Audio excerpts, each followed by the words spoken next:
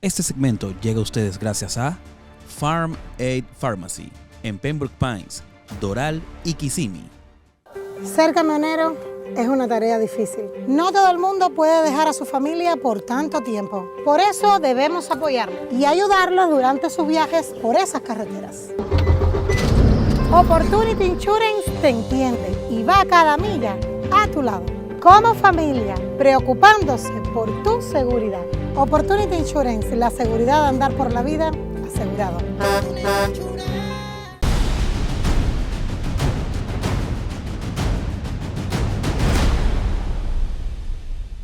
Hola, buenas noches a todos nuevamente.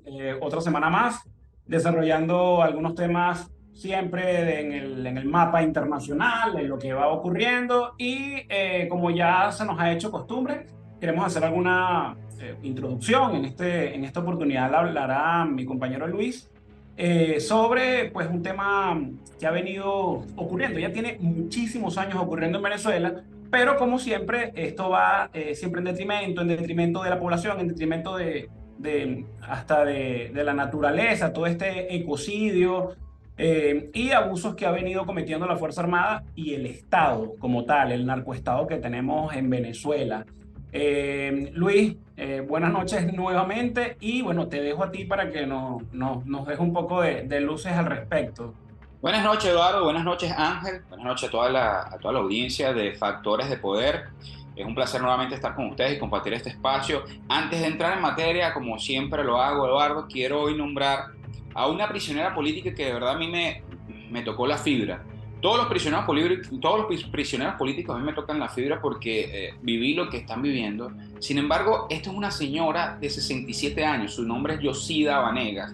Fue detenida el 15 de agosto de este año y fue desaparecida por 4 días para luego ser presentada en el Tribunal Segundo de Control en Caracas por asociación para delinquir y financiamiento al terrorismo. Esta señora es la madre del sargento Juan Carlos Monasterio, el cual fue condenado por 30 años, mejor dicho, por el mal llamado caso del dron o el famoso caso del dron. Esta es como una racia que hace el régimen de Maduro, que no es la primera vez que lo hace, lo hizo con mi familia, lo hizo con la familia de la mayoría de los muchachos que estaban en mi causa judicial, y lo hace con aquellos familiares a los cuales no pueden detener inmediatamente el régimen. En este caso es diferente porque ya este señor o este muchacho está condenado a 30 años, ya fue sometido al brazo ejecutor de lo que es la mafia de justicia en Venezuela y fue condenado a 30 años y aún así siguen arremetiendo en contra de su familia. ¿Asociación para delinquir con quién? ¿Financiamiento del terrorismo con quién? Si ya ese proceso judicial terminó, por lo menos el de su hijo, y es donde lo están ligando. O sea, esta gente realmente es sin pudor, es una gente bizarra, una gente maquiavélica, a la cual muchos lamentablemente pretenden quitar del camino por la vía electoral o por la vía institucionales. Y a mi juicio, vuelvo y repito, esa no es la vía, porque aquí está, esta es otra de las tantas muestras, otro de los tantos ejemplos que podemos tomar para nosotros decir que con esta gente realmente no se puede ni siquiera sentarse uno a dialogar, porque el sentarse a dialogar es perder el tiempo y perder cualquier tipo de dignidad. Entrando ya, Eduardo, y me disculpas lo largo por favor, disculpas de la introducción. La operación Autana 2023 comenzó realmente el año anterior. Esto es en el Parque Nacional Yapacana, en Amazonas. Yo quiero hacer una especie de reflexión, porque antes de entrar en el tema, en el año 2017-2018 yo fui trasladado a La Pica, porque supuestamente estaba inmerso en la Operación David. Trasladaron a General Baduel hacia el Cebín y a mí me trasladaron a La Pica. Cuando yo estuve en La Pica, llegaron 6 funcionarios del ejército, un mayor, un teniente, ambos de comando, y 4 o 5 sargentos, eran 6 o 7, no recuerdo el número exacto. Estos llegaron por realizar minería dentro de zonas santuarias en el estado de Bolívar. ¿Qué ocurre? Que lo procesan es porque ellos no le pidieron permiso al general. O sea, el general comandante de la SODI tenía que estar en cuenta de este procedimiento porque él tenía que percibir dinero. O sea, voy con esta reflexión porque lo que está ocurriendo ahorita en el Parque Nacional Yapacana es algo que debió realizarse hace mucho tiempo atrás, pero para eliminar la minería en su totalidad, porque el genocidio ecológico que se está realizando en el arco minero de Venezuela es increíble, es abismal, es algo aberrante. Y lo que están realizando ahorita los funcionarios de la Fuerza Armada es simplemente quitar la competencia para ellos quedarse con el mercado. Entonces, no es que ellos están realizando un procedimiento para recuperar a la naturaleza, para recuperar la paz en el Parque Nacional, para recuperar lo que es el mineral que se está explotando de manera mala vida, sino es para simplemente ellos realizar estas acciones. Que cualquier persona que sobrevuele lo que es el Canaima, Bolívar en general, y en las zonas mineras, desde el Manteco, usted puede realizar un vuelo en un arco de 40 millas y usted va a ver el ecocidio. Puede hacer una comparación geográfica de hace 10 años y la hace ahorita y realmente es preocupante, realmente es triste. Yo no veo a Greta Thunberg como judicializó y banalizó a Bolsonaro por lo que hacía en el Amazonas, aquí expresándose sobre el arco minero de Venezuela, ni a ninguno de estos progres hablando de lo que ocurre en Venezuela, porque realmente ellos son parte también de este sistema criminal. Luis, complementando lo que tú estás diciendo, desde hace décadas viene un tema de contaminación, de ecocidio. Bueno, estamos hablando desde la época cuando se hablaba de los garimpeiros, la contaminación por los químicos, por lo que se utilizaba para buscar el oro. Tú dices algo bien interesante, pero algo real. Antiguamente se hablaba del ecocidio, o realmente se hablaba un poco más de la contaminación que de ecocidio. Ahora hablamos de genocidio porque también hay exterminio, hay persecución y acallan a las personas, a las tribus, a las personas, a los locales, a las personas que han vivido allí toda la vida. Y además de eso también, ahora sí podemos hablar de ecocidio por los grandes movimientos de tierra que ha habido. Estamos hablando de que se exportan y se sacan del país toneladas de oro. Algunas personas afirman que esto también es controlado por el hijo de Nicolás Maduro, el mote es Nicolásito. Y hay una cantidad de informaciones y de tribus. Eduardo, el ELN tiene minas, el ELN maneja... A eso voy, hay tribus, pero no hablamos de tribus autóctonas, ¿no? De nuestros aborígenes, de nuestros indios. No, estamos hablando de tribus de jerarcas, que siempre las ha habido, ¿no?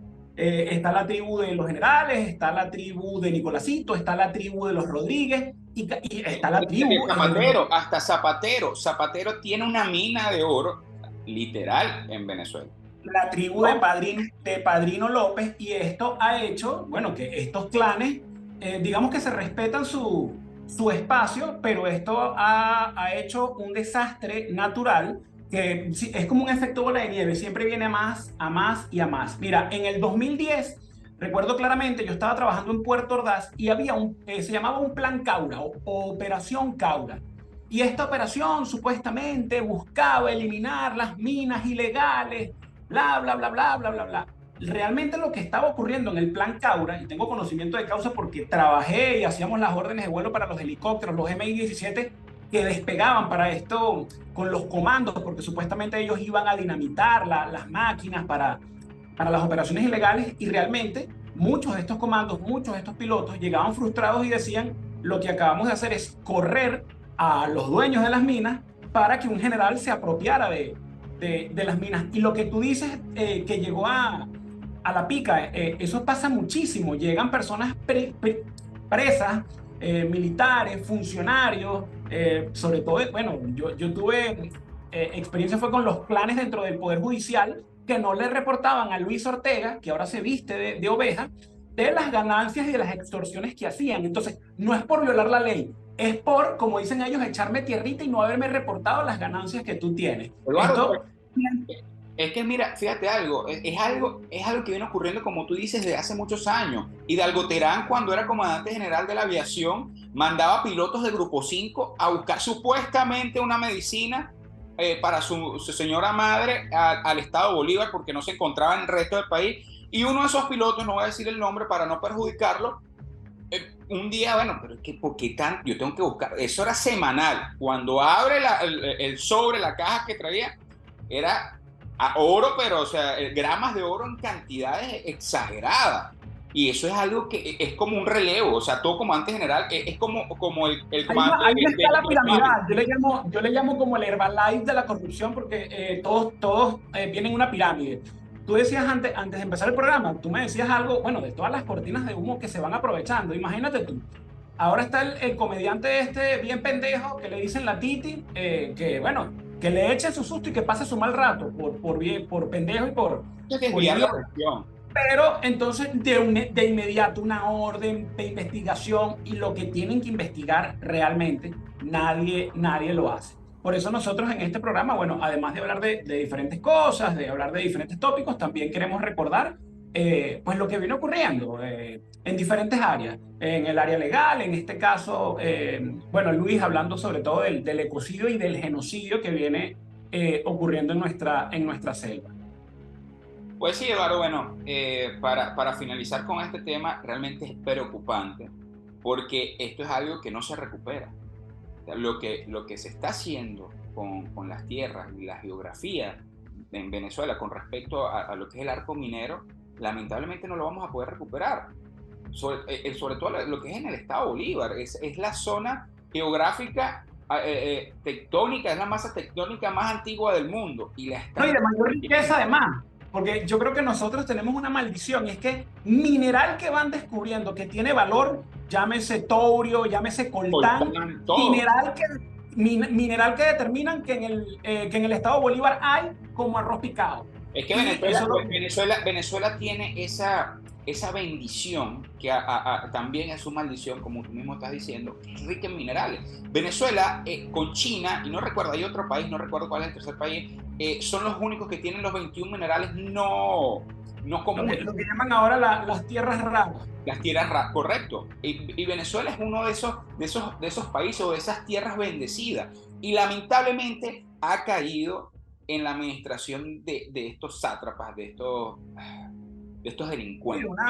Una gobernación y una administración criminal. Y ahora que tú hablas de China con tierras raras, hablaba, bueno, lo dicen muchas personas, dicen, Maduro viajó a China, además que hizo un espectáculo, creo que con lo único que debe haber regresado deben haber sido 2 lumpias y un pote de chop suey, porque no le dieron absolutamente, no le dieron absolutamente nada.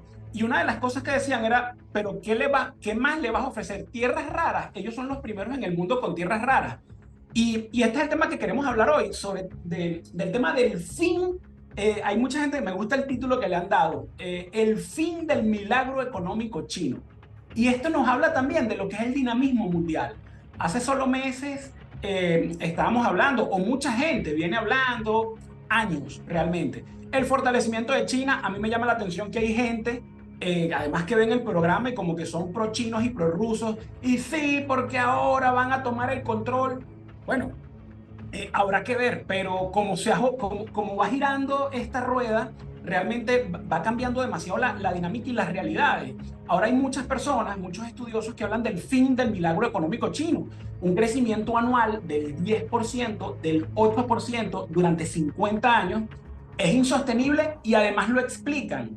Sin embargo, el tema de que no le hayan dado dinero a Maduro no responde a los problemas económicos que tiene China, porque fácilmente ellos pueden desembolsillar 10.000, 20.000, yo creo que hasta 30.000 millones de dólares para dárselo a Venezuela. Pero la mayoría de las comisiones, la mayoría de los tratados que ha hecho el régimen venezolano con los chinos, en estos tratados los chinos luego de años han huido, en palabras de políticos e internacionalistas chinos, hemos huido despavoridos y asustados por la corrupción que hay en Venezuela. El dinero lo desaparecen. Para lo que fue el famoso fondo chino, metieron preso a 3 pendejos que estuvieron en el DG5 como 2, 3 años y esfumaron 40.000 millones de dólares en obras que la mayoría nunca empezó. Uno de estos muchachos del fondo chino que estaba preso en el DGCIN, él tenía los proyectos que iban a ser financiados por el fondo chino. Y esto parece chiste, pero había una partida de 10 millones de dólares para caraotas antiflatulentas. O sea, estamos hablando que el fondo chino abarcaba tanto: infraestructura, agricultura, cosas que nosotros ni imaginamos. Y todo el dinero quedó desaparecido. Entonces, esto ha ido ahuyentando a los chinos. Eduardo, pero mira, dime. Complementando eso, lamentablemente hoy en día hay una migración global, no solamente de venezolanos. Nosotros somos ya casi 8 millones de personas que tuvimos que huir del régimen de Maduro. Pero si tú ves las noticias, por lo menos aquí en los Estados Unidos, en lo que es la selva del Darién, se estaba entrando no solamente venezolanos, no solamente suramericanos, países suramericanos como Colombia, Perú, Chile. Se están viniendo de Rusia y de China cualquier cantidad de personas huyendo del sistema que tienen en sus países. O sea, no es solamente Venezuela, Centroamérica o Suramérica quien está entrando a los Estados Unidos. También vienen chinos y también vienen rusos. Entonces ahí usted se pregunta, si la cosa es tan cambiante y la economía va a ser dominada por China o la economía va a ser dominada por Rusia o entre ambos fusionándose en el BRICS, ¿por qué sus ciudadanos se están yendo en masas abismales? Sobre todo a países como Estados Unidos, España, al norte de Europa. Pero eso es un hecho. Es algo que... En China te tengo la respuesta. En Rusia, obviamente, además que aquí a España, cuando llegué acá hace ya 4 años, me di cuenta de que la población rusa, sobre todo hacia el sur, hacia Málaga, todo lo que es Andalucía, es increíble y sigue llegando muchísima gente. Luego de que explotó todo este tema de la guerra, también llegó mucho ucraniano. Mira lo que va ocurriendo en China. En China, un antiguo embajador mexicano que estuvo en China mucho tiempo, y bueno, de verdad que es un estudioso del tema, él va explicando paso por paso por qué se está viniendo abajo lo que es la economía china, y junto con ello, por qué la misma sociedad se ha visto afectada. Estamos hablando que durante 50 años, casi 60 años, el Estado invirtió demasiado en infraestructura, muchísimo, además porque lo necesitaban. Y hay otro periodista que decía, lo que ha pasado es que construyeron, por darte un ejemplo, la autopista Maracay-La Victoria. Y eso llevó, bueno, una obra, ¿no? Y todo lo que conllevaba a su alrededor. Ya no pueden seguir haciendo autopistas, ya no pueden seguir haciendo estos monumentos, estas grandes obras, porque el Estado sencillamente llega a un punto en que tú no puedes mantener un hipercrecimiento. Hay un gol que ellos tienen en contra, que a partir de los 70, lo que fue el control de natalidad, la ley del hijo único, y que, si tenías que tener un segundo hijo tenías que pagar. ¿Qué ocurrió? Bueno, lo puedo traspolar un poco a España. Se están quedando sin mano de obra, se están quedando sin gente joven que trabaje. Mucho pensionado, poca persona para subsidiar con su trabajo y con sus impuestos a estos pensionados. Otro de los goles en contra es que en los últimos años, realmente en los últimos casi 25 años, del 80% que el Estado tenía, el 80% de la masa trabajadora en China eran empleados, o el 80%, sí, de la masa trabajadora en China eran empleados del Estado. Y luego esto fue cambiando. Ya en este punto, el 70% de la masa trabajadora china está en empresas privadas, y el otro 30%, hay gente que dice el 20%, forma parte del Estado. ¿A qué llevó esto? A una competitividad en cuanto a salarios. Antiguamente se habla de que a principios de los 90 el chino promedio ganaba $1 la hora. Estamos hablando de que ahora, de acuerdo a los últimos estudios, están ganando casi $9 la hora. Obviamente es más dinero, o menos, hay un menor acceso a lo que es la mano de obra barata, y eso ha hecho que muchas compañías migren de China, y ya definitivamente China no es el país con la mano de obra más barata. Por eso, el tema económico se está viniendo abajo.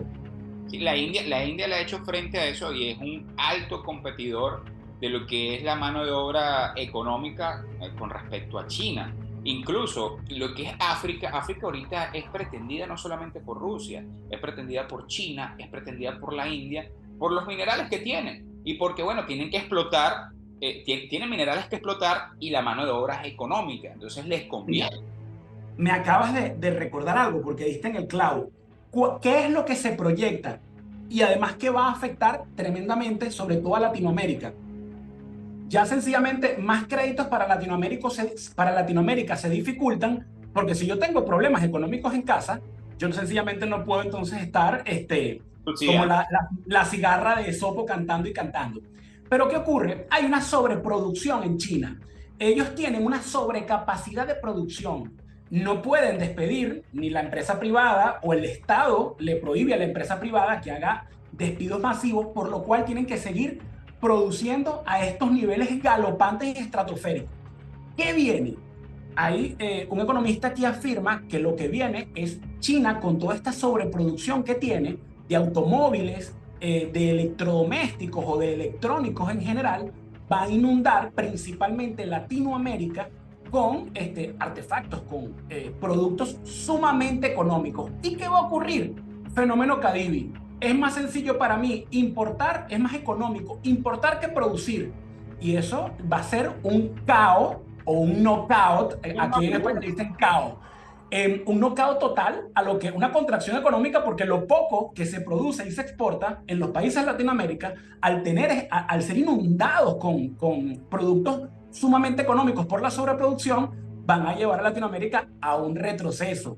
Se habla de que la década de los 80 fue una década muerta. Hay algunos internacionalistas que dicen fue una década muerta, porque en general el crecimiento de Latinoamérica no llegó al 2%. Amigos, se está proyectando que no haya, digamos que en estos cortes no se llegue al 0.8% de crecimiento en general en Latinoamérica. Solo países como México, Paraguay, Brasil, creo, están por ahí por encima del 2, del 3. Entonces, lo que se viene está feo, arrugado para la foto y borroso para el video, Luis. Y fíjate algo, Eduardo, o sea, ve el mapa de lo que es el continente americano. ¿Está gobernado por quién? ¿Está administrado por quién? ¿Quién ha llevado a este caos? Es algo que no se necesita analizar mucho. Y no es que hay bloqueos, sanciones, porque eso realmente no afecta a esta escala que estamos hablando la economía mundial. Sí, no es nada promisorio el escenario, sobre todo el escenario internacional. A mí me gusta que Maduro haya llegado sin ningún, bueno, con las dos lumpias y el pote de chop suey que llegó. Ahora está diciendo que va a mandar un cosmonauta, así como Cuba lo hizo en su época. La gente no tenía que comer en Cuba y no tiene que comer, pero tenían un astronauta.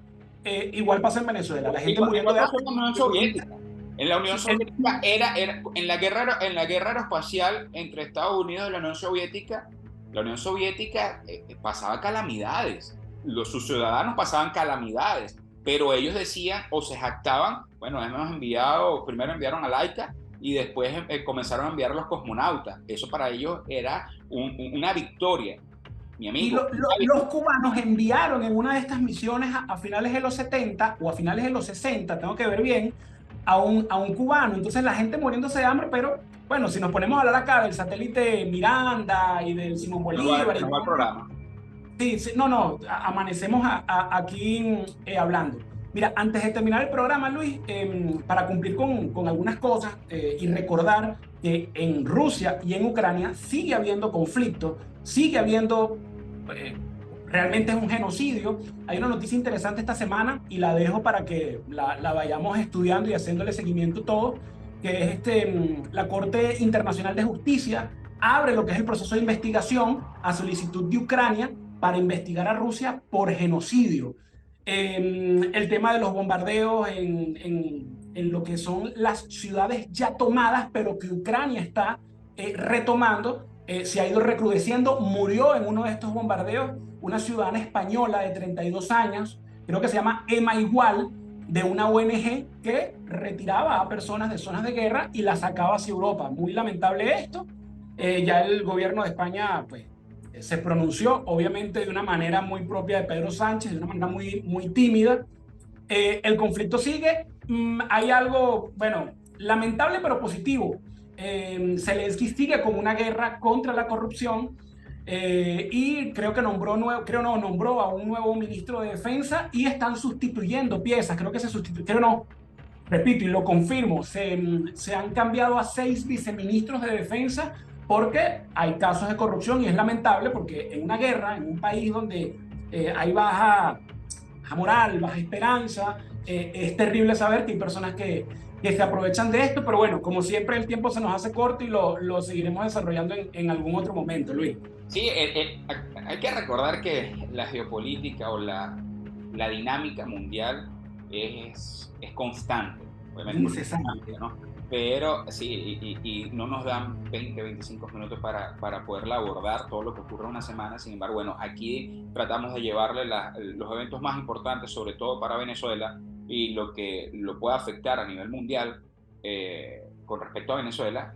Tratamos de llevárselo de la manera más pedagógica y más suelta que podamos. Sí, agradecidos además a todos, ya llevamos varias semanas en esto. No somos comunicadores de oficio y también nos apoyamos mucho en los comentarios, críticas constructivas y hasta en las que son un poco más cáusticas para mejorar e intentar llevarles la información de la mejor manera. Bueno, Luis, buenas noches a todos. Gracias siempre por vernos y será hasta la semana que viene, Luis. Hasta la semana que viene, Eduardo. Siempre un placer. Cuídate.